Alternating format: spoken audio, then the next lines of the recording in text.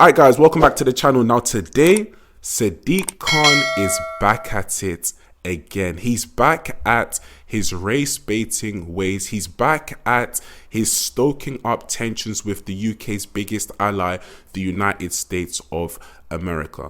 Now the interview on your screen right now by High Performance was conducted just before this past 2024 election involving Donald Trump and Kamala Harris.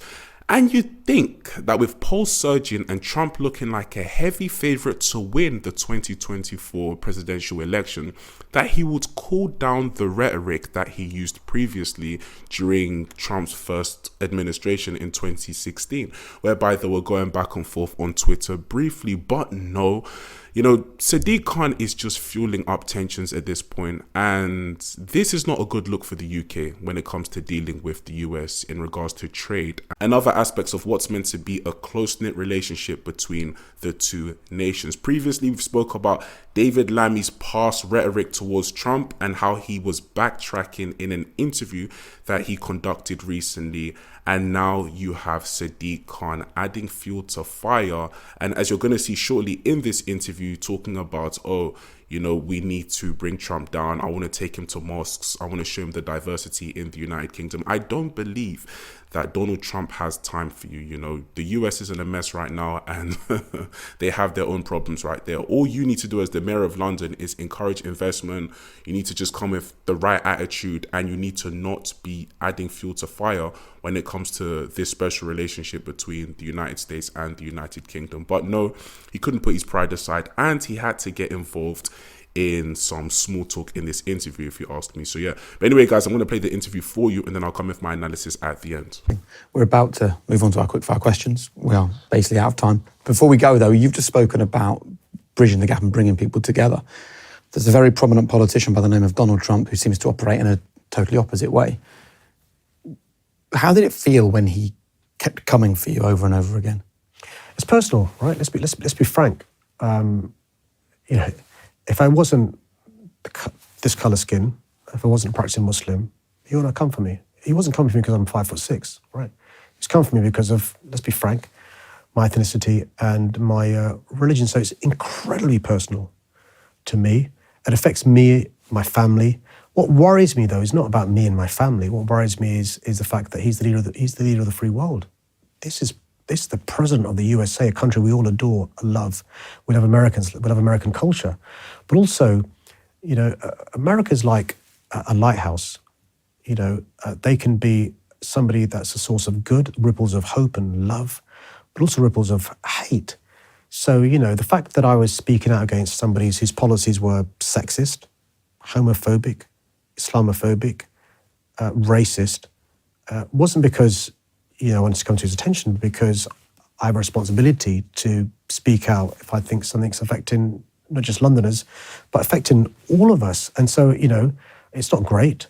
Would I do it again? Absolutely, because you've got to speak truth to power. And, you know, it's, you know, and I've got a platform in the sense of, you know, explaining that actually the policies of America has an impact on us, positive and negative. And, you know, I think one of the things that's great about our country in America is the special relationship, the allyship. You know, look at our inspiration for the civil rights movement. It was America in the 60s, right? Mm. Or around LGBTQI plus rights. It was, you know, look at Stonewall in America and so forth. So look, a lot of my, you know, my heroes are Americans, and long may that continue and stuff. But, you know, I think this idea that it's a very English thing, you know, we shouldn't say boo to a goose. I think we should. And I think, by the way, this special relationship, Jake, it applies to our working lives because, and your private lives. I think the responsibility you have to your work colleagues is greater to a stranger. The responsibility to your best mate is more than to an acquaintance. And USA are our closest ally.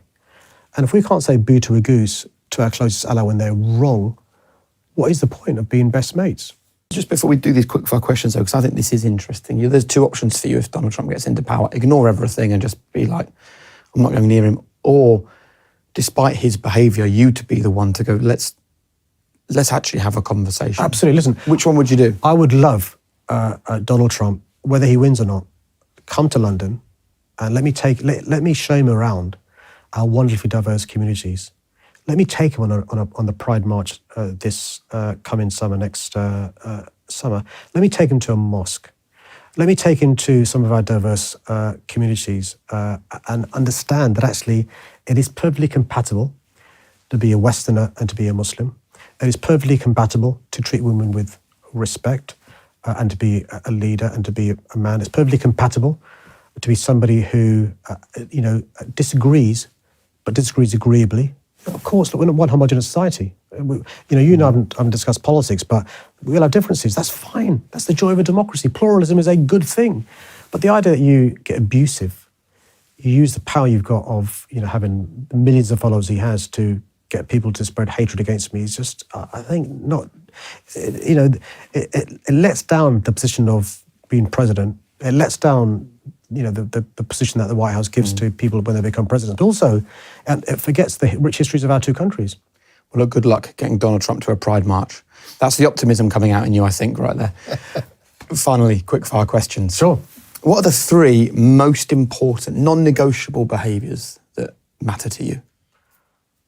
Work hard, treat people with respect, and understand the common purpose, the goal, the mission.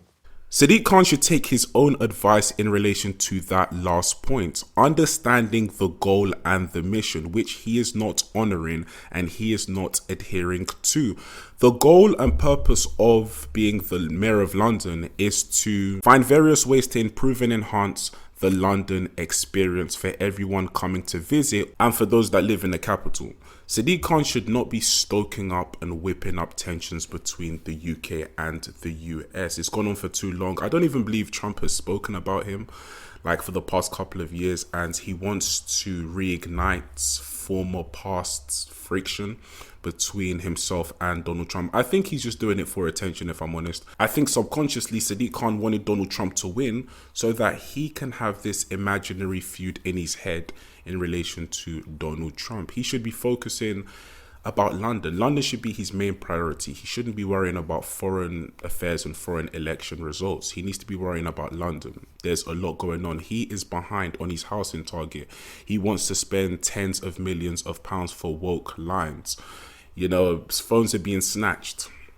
Houses are not being erected. Flats, apartments are not being erected in London. He is behind, but yet he's demanding for the same budget that he's had for these past couple of years, and he's not implementing the funds effectively, and we're seeing that in London. London is turning into a turmoil, turning into a mess on his watch, and he's not even bothered by that. He's worried about Donald Trump, and he's worried about former things that were said in the past. But anyway, guys, let me know what you think in the comment section down below.